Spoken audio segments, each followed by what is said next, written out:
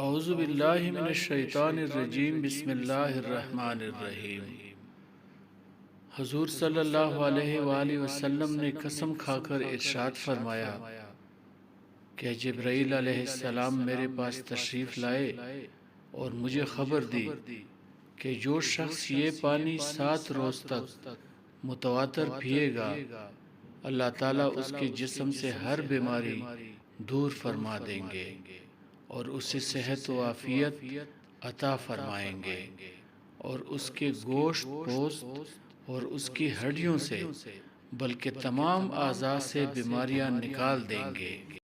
وظیفہ یہ ہے کہ جو شخص بارش کا پانی لے کر اس پر سورہ فاتحہ 70 بار، سورہ اخلاص 70 بار اور معوذتین قرآن مجید کی آخری 2 سورتیں سورۃ الفلق اور سورۃ الناس 70 بار پڑھ کر دم کرے۔